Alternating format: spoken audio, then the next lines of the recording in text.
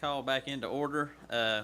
Moving on to the Wildlife Management Committee, Chairman Jeff McMillan.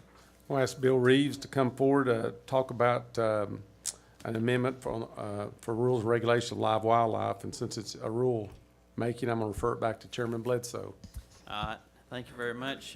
Bill, before you get started, I've got a little rulemaking paper I have to read.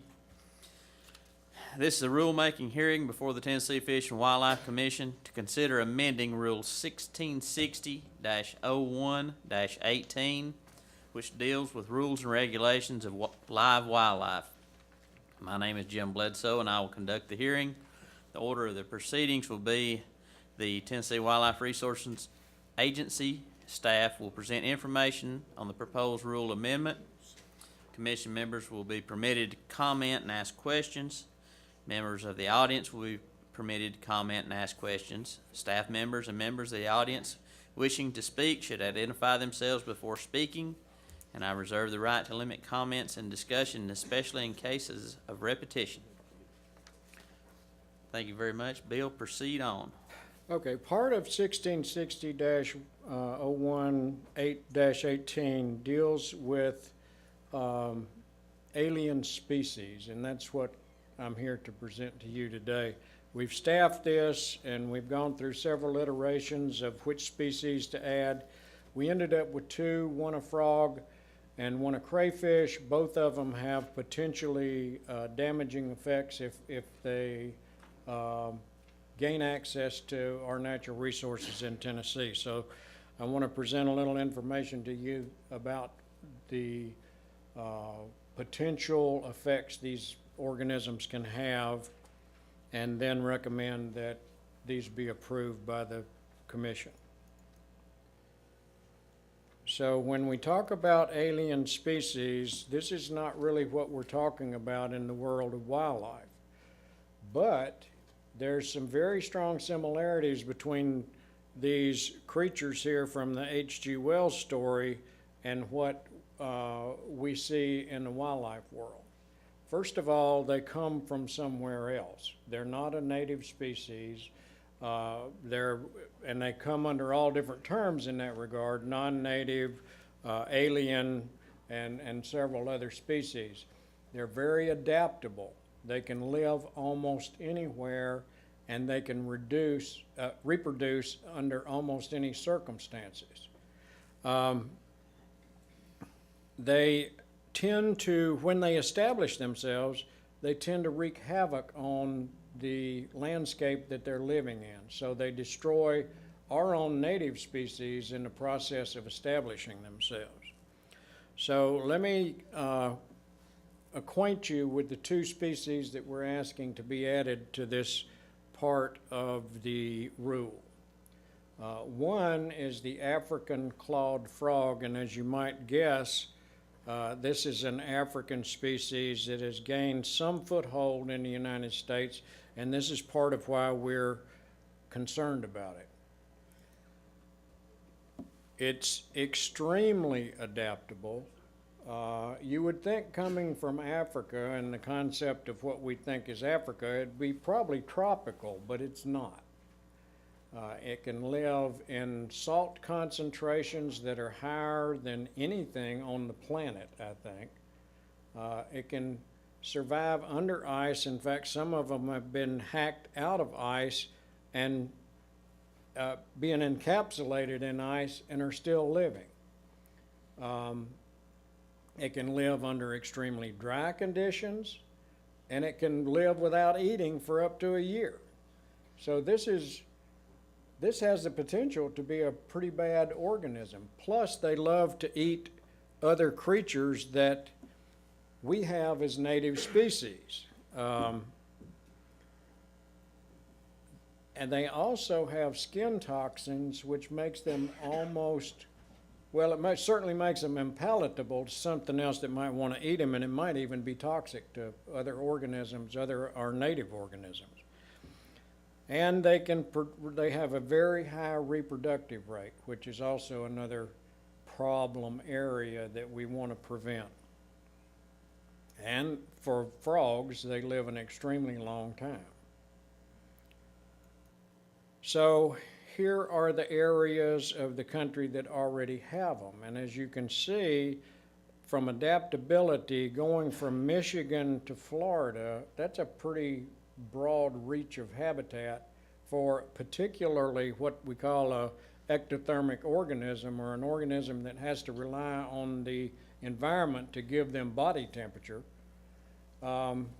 So you get a sense of the adaptability there, not only from there, but then you go to Arizona, and they're established in Arizona as well. What concerns us are the populations in North Carolina and Virginia, and we want to prevent them from coming into Tennessee. These are the states that have similar changes to their rules or regulations. And as you can see, some of those states had them before they actually put the regulation in place. But they don't want them to get out any more than what they've already done. The other one is this crayfish, and this crayfish started off being a native of Florida that in the pet trade went to Germany. German aquatic people working in laboratories accidentally produced a variant of that doesn't have to have a male crayfish to reproduce. In biological terms, it's called parthenogenesis, and it basically produces viable offspring that are clones of the original organism. So every one of these crayfish out there have the exact same genetic code. And you put one in any body of water and you can end up with 1 million of them. So some of the other things, in areas where there's rice agriculture, it threatens that because it's a strong plant eater. It can leave water and migrate long distances across the land. It's established in Europe in several places, including Germany, where we think it was first made, and it carries a crayfish plague, which is also damaging to crayfish populations. But the main effect that we're concerned about is that if it ever established in our waters, it would replace our native crayfish. So that's it. How was that, Commissioner Chairman. Cox? Was that fast enough? Thank you, Bill. Is there any questions or comments from the commission on I rule? have one, Yes, sir. Mr. Chairman.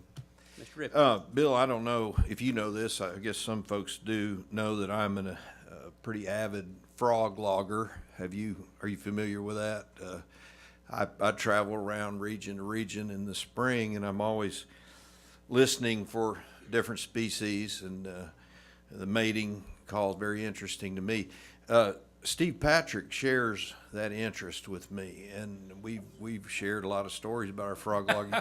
One of the things that I thought would be useful for Steve and for me today, and probably the commission as a whole, is if you could do your best effort at mimicking the African clawed frog? Yeah, the African clawed frog. And if you can't do it, if Wally's here, perhaps perhaps he could do it. I know think, Steve yeah, would appreciate it here at his I think last Wally meeting. probably would actually be better than me at that. Would he? Okay, Wally, where is? Ribbit? Well, that's disappointing. That's disappointing. Sorry, Steve. They did the best they could. So with that, we're recommending commission passage of this request for rule change. Thank you very much. Any other questions from the commission? And that was, I didn't know. Was that a motion? I move to approve. Any questions from the audience? Having none, we have a motion from Commissioner Ripley to approve Rule 1660-01-18, and a second from Commissioner Cox. Let's roll call this rule hearing vote. Ms. Barbara, would you please? Chad Baker. Yes. Jim Bledsoe, Yes. Harold Cannon, Yes. Bill Cox, Kurt Holbert, Connie King, Jeff McMillan, Jim Ripley, Aye. Bill Swan, Trey Teague, Yes. David Watson. Yes. Rule passes. Thank you, Ms. Barbara. We have amended Rule 1660-01-18, which deals with the rules and regulations of live wildlife. I got hung up on the frog blogger there. So. Thank you, Bill. We appreciate it. Moving from the Wildlife Committee, we're going to move on over to the Budget Committee, and I'll turn that over to Chairman Harold Cannon. I don't know how you follow that. That's just what I'm struggling with. Thank you, Mr. Chairman. We're going to move some of the agenda items around. I'm asking Darren Ryder to speak to a potential budget expansion regarding our communication equipment. All kidding aside, I believe, and I'm going to look to Ed and Steve to keep me honest here, that this is probably the largest single expenditure directly out of agency coffers in decades, probably, I would guess. And it's probably one of the more important ones when it comes to our wildlife folks, being able to communicate, taking care of us, taking care of the public, and making sure that we're taking care of them. And with that, I'm going to turn it over to Chief Ryder, and I appreciate what you've put together in advance, Chief. Thank you, Commissioner. I had to bring in some extra guns for this. Next thing you know, they'll be taking sea monkeys away from us. It is hard to follow, so I'll try to stay on track. First of all, thank you. And what I'd like to do today is show you a little presentation that shows the past, the current, and the future of our radio system. And I am grateful that Charlie Phipps is here. He's our communications supervisor with the agencies, and Mr. Arnold Hooper with THP Homeland Security, which is the communications director, and Trooper Dover, Captain Dover, is in oversight of the communications. And we had time to spend a little bit before that, and we kind of both began our careers back in the mid-'80s, starting out in Cheatham County. So, Tim, we've come a long way since then. So, greatly appreciate y'all here. I'd like to give you a few slides, and then at that point, certainly take any questions, and especially if they're technical, I'm out. And so, if we'll go forward here, this kind of begins our dispatching back in the 60s. That was Miss White, who was out of Nashville and dispatched for us. Ooh, that ain't good. Then another regional dispatcher out of the Crossville area was Miss Carlene Maddox, and what's unique about her is when I did begin my career in 1986, she had migrated to Region 2 and was the dispatcher for the regional division here in Nashville. This is a picture that shows a 1958 radio that was purchased. That was one of our first mobile system that was purchased. If you can see, that's underneath the dash. And what's going to be important here is that's the front part. And see this big unit right there in front of you? I put that there for a reason. That was either placed in the trunk or a lot of times placed in the floorboard of the patrol vehicle. So you can see what we were dealing with back in 1958. The next slide is our first mobile command center that in the 60s. That had several functions. It functioned as a communications for emergencies. It also was for radio repairs, and in addition, it had a first aid station in there. So I thought that was interesting. Of course, back in the day, back in the 60s, we did not have radios in our patrol boats. It wasn't until the next generation that we were able to start acquiring some radios for our patrol boats. There were two issues presented here. One is they were too big, and the second challenge was how would you power them? So we'll get into that in a minute. This Charlie dug this out of the archives. This is kind of the first radio technician meeting here in Nashville in the radio dispatch room. And that's actually, that building was at the old Lock 1 site here in Nashville on the Cumberland River, which is basically right where LP Field is right now. So now we start getting into the era of 58 to 68. In 1958, we began constructions of our towers and our equipment shelters. And also we began to buy those mobile units, which were the General Electric Progress Line repeaters.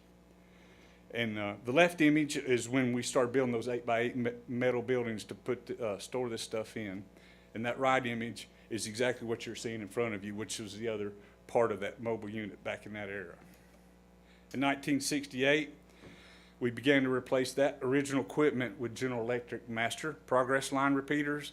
And the big change there, the new radios were all solid state, and I shouldn't say this, but I will, is the older folks like Mr. Carter and Mr. Patrick, they remember that old unit because it had a tube in it. It had to heat up and light up in order for you to use it. So this new system in 1968 got rid of the tubes.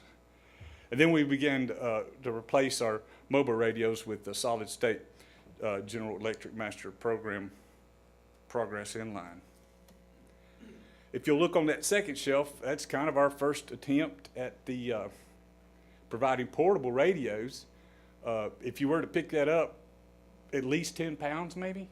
So it was unique in itself that we were able to get about 24 of those, and we gave like 2 per enforcement area. So we had 24 across the state. And I know, and Alan Peterson made comment at a break, and I remember, if you look at that thing, it's got clips on the side, and you pop that battery plate out, that's the battery pack. It was back when our turkey restoration days, you could discharge or ignite your rocket neck to catch your turkeys with that. And Charlie even says that he's had to use that before to jump off a truck. So you can imagine we've come a ways with that technology. In 1985, we began to replace all our repeaters and base station radios with the new General Electric Master 2s, and then also our mobile radios with General Electric Phoenix. If you look at that image on the left, that's our old repeater and old base station, and the image on the right was that new Phoenix radio system. That top radio is a VHF that served to communicate with agency. That's our agency radio. And the bottom radio was what we had to have for UHF to talk to our counties. Then this is our second generation of portable mobiles. Portables. And what happened here, what was good here, was that was our first ever that we were able to get all our commissioned officers one of these radios. Now we moved to 1994, and this is where we are currently. So now we've replaced those base stations with these base stations and repeaters with the Motorola digital cable equipment.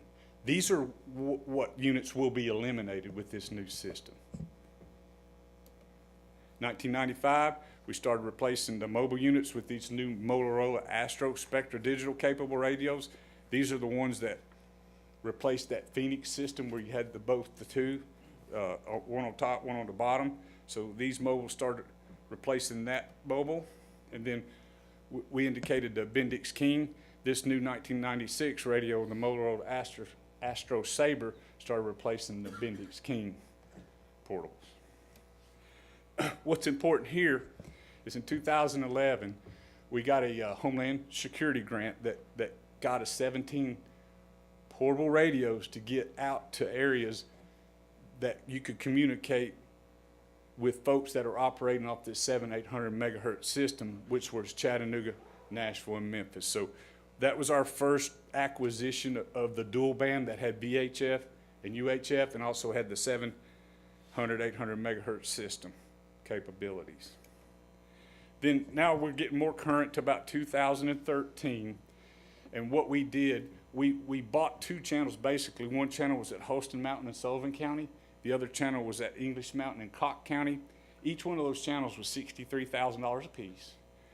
Then we were able to buy 19 additional portable radios. So basically what we did was a portable project, pilot project for District 42, and to try these out in areas where they weren't getting coverage. And this bottom bullet here was a quote from Captain Sane. his comments were we had the same current coverage with a great increase in coverage in locations that we did not have prior to the project. So bottom line, it worked for them up there. So now we get to why these guys are here, is the tack-in expansion. And they had come about a year ago or so and spent some time with us and the director explaining what they have accomplished, where they were at, and to show us where we needed to be at. So some little bullet points about our current system. Again, it was installed in 1996, basically operational with our repeaters and mobiles and portables, bought those years. So the big issue here is these mobiles and portables are 19 to 20 years old. And basically, as a longevity is concerned, the life system of any radio system is about 10 years. You get more than that, you're doing really good. So I credit all this to Mr. Charlie for making our radio system go well beyond that life expectancy. So we're 9 or 10 years past that. And then if you look at those repeaters that we're currently using in '94, they're 21 years old repeater. They're showing age. It's time. They need to be replaced. And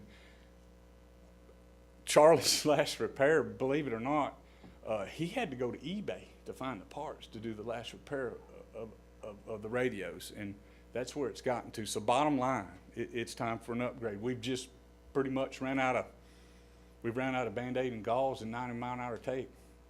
We need to move forward. So certainly any specific questions, Mr. Hooper can answer what TAC-in is, but basically it's the Tennessee Advanced Communications Network. Here's a big kicker right here. A big point to notice is there's been $180 million invested in this system by THP, the Department of Correction, and the Tennessee Valley Regional Communication System. That's a lot of money. That's a lot of money. And so to the next bullet, credit to THP. They've done all the heavy lifting, and basically they've built it and we're just jumping in. And that goes back to that old saying, we're just being a bunch of game wardens here. We're like crows. We pick up anything black and shiny. We're ready to go. So, but we did cooperative partner with them, kind of sharing our property and our tower sites. And Mr. Arnold may be a little more better, but there's about 102 radio transmit sites. I think there's 2 microwaves out there with a couple more getting close. They're spending more, so he can speak to that. And that includes the new towers and radio shelters. So this is very, very important with this system, is that 10-year maintenance contract. They're about a year into the 10-year contract, so there's 9 years left. That's invaluable, and he can certainly speak to that behalf, but that's part of this buy-in. When we buy into this system, is to get that maintenance contract.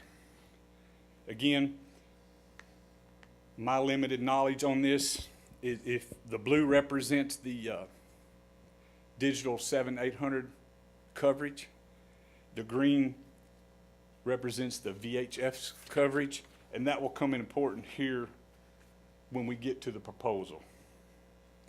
But Mr. Arnold will be able to explain that a little bit better. Here's some of the great advantages already.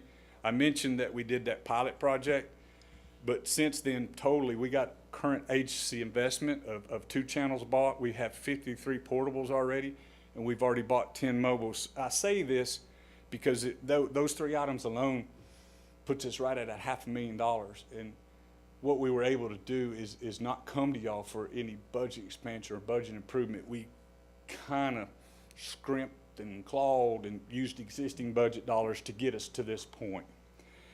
And I can again tell you how valuable it is the interoperability now that we're going to be with THP, with TEMA, with TDOC, and some of the local folks that have joined in on this system, that we can communicate now. Especially this comes in huge, especially during, now we can communicate and we'll have the coverage we need during our disasters, and now we can talk to one another. Another feature of this system, We can build talk groups and talk channels that we can talk in groups as work groups, so that's another bonus. And then Charlie may have brought one in. What I was going to show you is on these portables and mobiles, another monster feature. If you can see that that orange button right there, that's basically emergency call button for the officers. So if something happens, something goes wrong, they can hit that button, boom, we know right where they are, we can get them help quick as we can. So that's a great feature to have. And then the encrypted communications goes with it. And it also provides GPS for real-time location. Again, another point, we wouldn't have to build no new towers or buildings for this jumping in. And then Charlie made comment here on this no interference. He's starting to see a lot of bleed over from other states coming through our radio system, so that won't happen with this new technology. So here we go. This proposal overview includes 70 stations. 10 of them are the VHF, which if you go back to the green coverage and the blue coverage, 60 of those are 700, 800 megahertz. This also includes 4 consoles, one at each of our TWRA regional offices, that have these features of lease line configuration and backup control stations. It also includes 4 radio logging recorders at each one of our regional dispatch locations. It includes 170 of these portables, and it will include 240 of the mobiles. It also includes the installation of our infrastructure. I'm gonna do it. You ready? Bam, there it is. So here's our proposal. There's the dollar figure for the portable mobile, which is under subscribers. There's the channel additions under infrastructure, and under installation and programming channel additions and services. So if you tally those up, currently under statewide contract 418, this is the money. And then Charlie may need to explain this a little bit more better.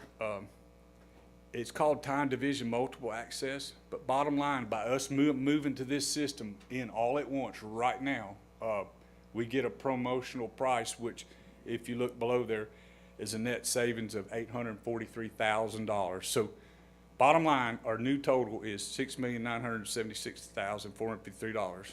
However, I'd like to propose today that the commission consider approving a budget expansion for the year 2015 and 16 for $7 million. $5 million of these dollars will be coming out of the wildlife reserve, and $2 million will be coming out of the boating reserves. That's it. So if you have questions, please. Yes. Thank you, Chief Ryder. I'm going to make a motion, assuming a second, we'll go into any discussion. I'd like to make an introductory comment after the second. Previously, we had looked at doing a budget expansion of 2014, 2015. Given that there's just 4 days left in that fiscal year, there is some concern that downtown may have an issue with that. So law enforcement is asking for the budget expansion for 2015, 2016 in the amount of $7 million for communication equipment. $5 million will come from the wildlife reserve, $2 million from the boating reserve, and on behalf of the budget committee, I make that in the form of a motion. Motion's been made by Commissioner Cannon, seconded by Commissioner Swan. Any discussion from the commission? A couple of editorials. What Charlie has accomplished, and ever since I've been on commission and spent some time with law enforcement, you hear his name over and over and over again. And the guy's as humble as they come. He and his staff have worked miracles for us to get this much life out of the radios we have. So for that, thank you. It's not surprising. It seems to be the character of everybody in this agency. But thank you personally, and thank you to your staff for even giving us a chance to make it this long. Gentlemen, thank you all for being here. Commissioner Ripley, Captain Dover's father is an institution in our neck of the woods. If you remember Red Rover, let Dover come over in the helicopter on the marijuana eradication, that was his dad. And for what the two of you all have helped us do and helped us achieve. We greatly, greatly appreciate it. In my humble opinion, this is not an option, and we've talked about this at budget committee meetings before. Our officers in conjunction with the highway patrol, they are on the front lines of any disaster that hits this state, period. We are the ones called out. In fact, we are the ones that are called out by other states. When Katrina hit, our folks went. Commissioner Watson has told me where he has been with them, and the folks who are trying to skirt our rules and regulations, they know exactly how far our radios can reach. And you have a different attitude when you cross that threshold. It's time to give them the tools that they need. We've gotten the life out of what we did well beyond the design life it was ever intended. And so I do encourage your favorable consideration on the motion. Thank you. Any other discussion from the commission? I got a question. Director Carter or Barry, can some of this cost be justified in, as wetlands because you use it on some of the wetland areas and pay for it out of wetlands fund? It's out of the maintenance? The short answer is I really don't know. I would have to do a little more soul searching. The only part of it that could be used, is you're exactly right, is out of the maintenance fund, and it would have to be very specific to those areas where those personnel that are being funded by the wetlands funds in part. It's a possibility.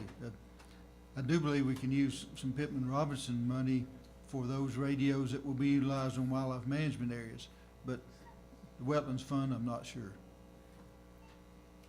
You want to comment, Barry? Commissioner Baker, and then Commissioner what? Todd? Go ahead.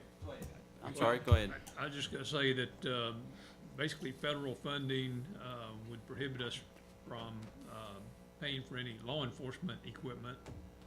So if it's gonna be from, Pittman Robertson, it would have to be on wildlife management areas and be equipment that is primarily for non-law enforcement use.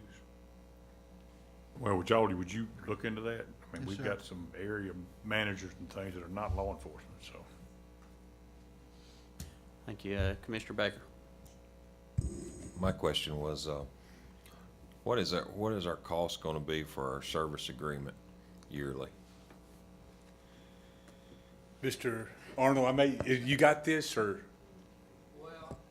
I'm sorry, what we Would have you- to do, if you will come up here, or You can come Go up to there that or one. step here in front of this you'll mic. have either to one. announce your name just we're videotaping this. Thank you. At this point in time, the state has not developed a cost-sharing maintenance. It's all taken care of at this point in time in Department of Safety's budget. If in the future, it may be a cost-sharing. Currently, we're doing it with the Sullivan County. They're coming on, and it's $200 a radio per year. But at this time, Department of Safety has picked up all of the service funding today. Now, what F&A does in the future is still yet to be determined, but it would be a equitable type to what probably the locals are doing. But it's all state dollars, and that's why they've kept it. Thank you. Commissioner Watson? I was just going to say, this is a budget expansion that we do need to pass. I've been with officers in the mountains in East Tennessee where we've not had radio contact. You know, the radios are not working. I've also been on Chickamauga Lake with officers in the boats where the radio was just in such bad shape it wouldn't work. So I think it's something we need to vote yes on. Commissioner McMillan? What's the difference between portable and mobile? Mobile's the hard mount that goes in your truck, and the portable's, that's a portable. Is that, I may have misspoke, I get them confused too, but mobile's a hard mount that you mount inside your truck, and portable's the one you carry around on your hip. 171 of those? Yes, sir, 170 of these and 240 hard mounts, if that makes better sense. So if it's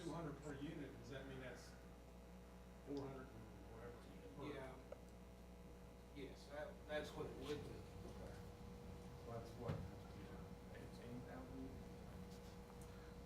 Which, if I may misspeak here, Mr. Hooper, but that's where 1 year into 9 years, so we got 9 years to jump in on this maintenance until we get to that point, and that's what I think I glean him to say is we'll cost share this with all the partners that are on this new system.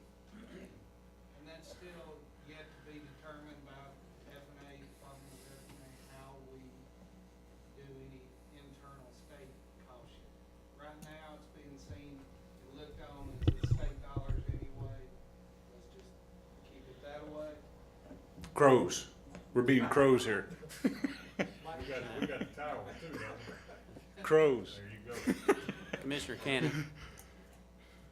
One other point that didn't come out today, do you know how many mobile and portable units that you have under this current system?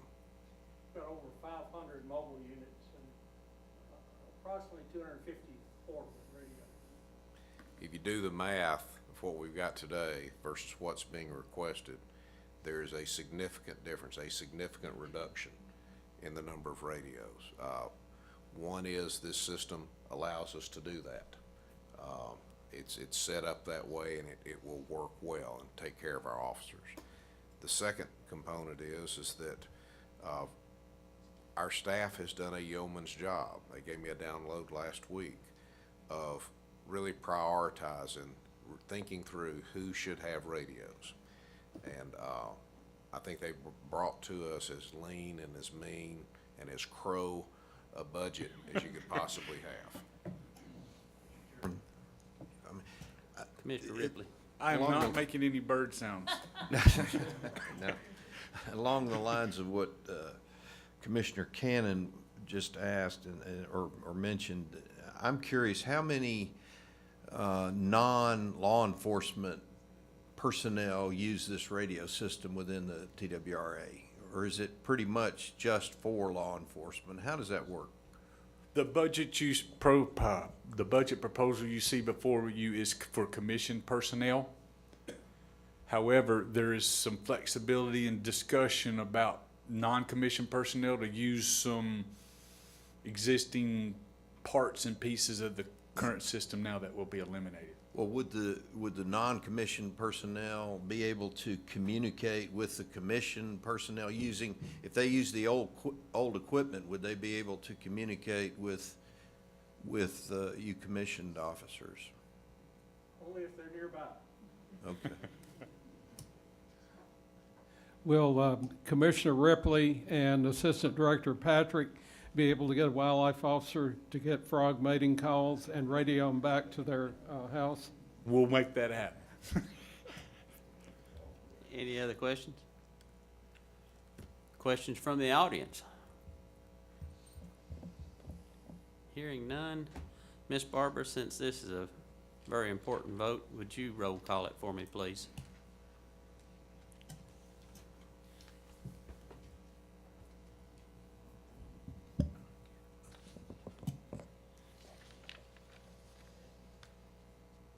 Okay, this is gonna be for the budget expansion of, For the budget expansion of $7 million for the communication system.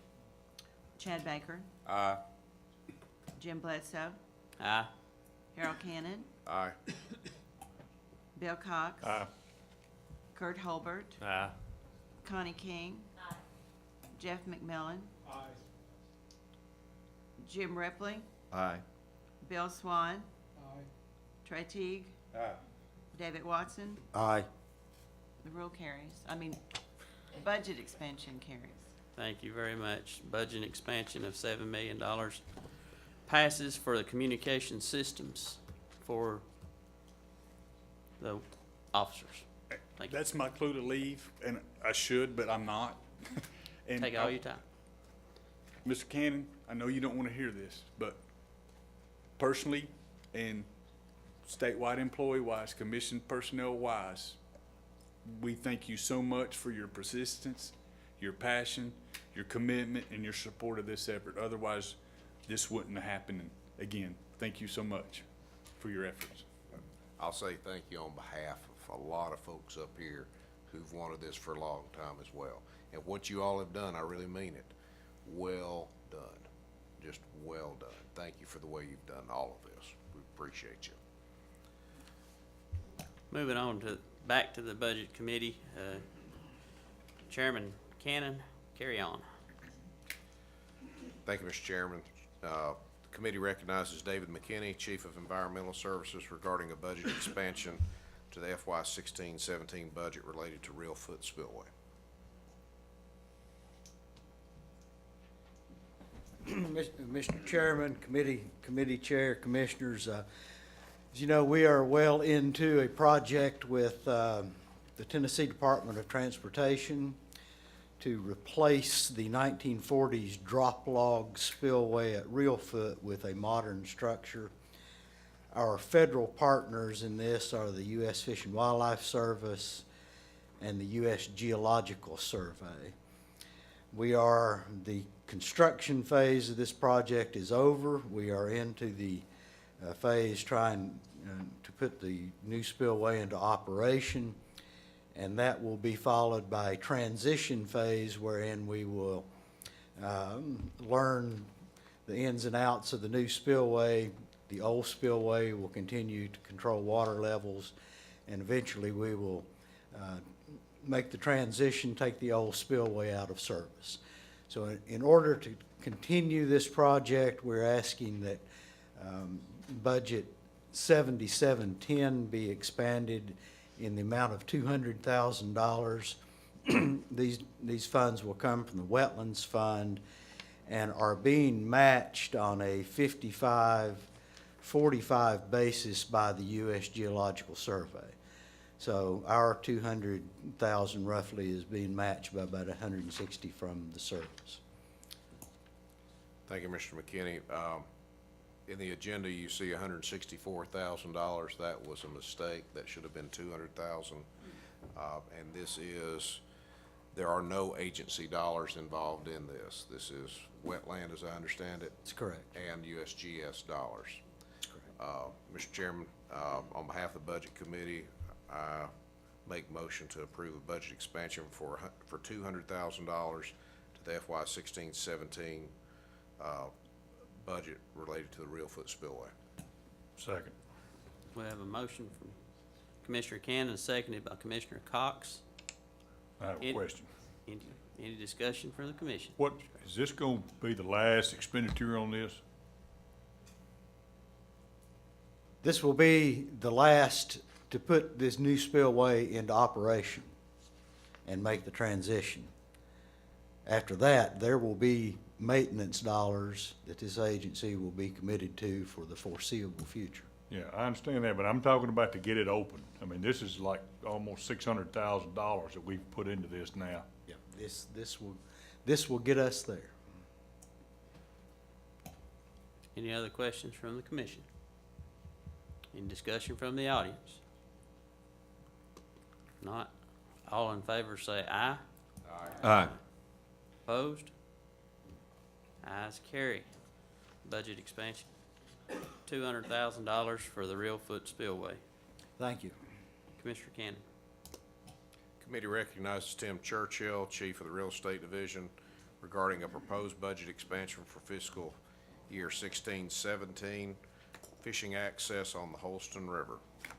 Tim, it's all yours. Thank you, Commissioner Cannon. Let's see.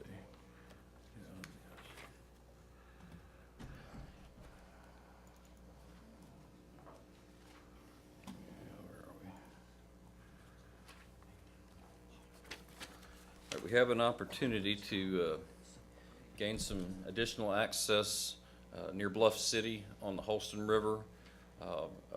Landowner has offered this small tract, which is right on the river, for sale to the agency at a discounted rate.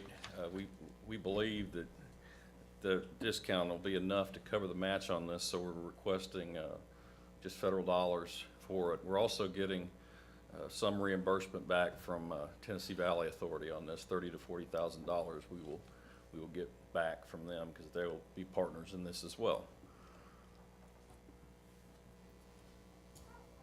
Tim, thank you. On behalf of the Budget Committee, I recommend approval of a budget expansion in the amount of $100,000 for fiscal year 16-17 for fishing access on the Holston River. This is going to be 100% federal dollars. Motion been made by Commissioner Cannon, seconded by Commissioner Baker. Any questions from commission? It's the Holston River. Is it the South Holston River? Yes, sir. I've been in that cave right there. Okay, the South Holston River. Okay, How much acreage are you getting right there? it's 8 acres. That's 8 acres. You're calling it Cameron Tract? Yeah, that's the lady who owns it. That's her name. Any other questions from the commission? Any from the audience? Hearing none, all in favor say aye. Aye. Opposed? Motion carries for a budget expansion of $100,000 for fiscal year 16 for fishing access on the South Holston River, Cameron Tract. I will make a comment there. That is as far as giving public access, that is a great place on the river to fish. Absolutely. And I'm glad to see everybody was in favor of that. It's another great access point on our river. Thank you, guys. Okay, moving on. Commissioner Cannon. Tim, since you're up there, time for the real estate report. Right, we've had 2 very significant tracks in West Tennessee that's closed in the last few months since I've been up here reporting. One was the Cypress Creek tract, which is up in the northwest portion there in Lake and Dyer County. It wound up being 2,844 acres. It is sort of a linchpin tract that connected the west and east components of Tumbleweed Wildlife Management Area, which is really nice because we now have, a continuous WMA there. The other was the Cannon Tract on the Wolf River down in Fayette County. That also, that was 250 acres roughly, wetland tract, connected to several pieces of land that we already own down there. Both of these tracts took at least 8 years for the agency to finally get to purchase. So both of them happened to close on the same day. It was a Friday. It was a very good weekend for me because I've been working on those forever. And both of them had North American Wetland dollars, grant dollars that were used to purchase them and saved the agency a little over $1 million. So those were biggies for us. We've still got a lot out there pending.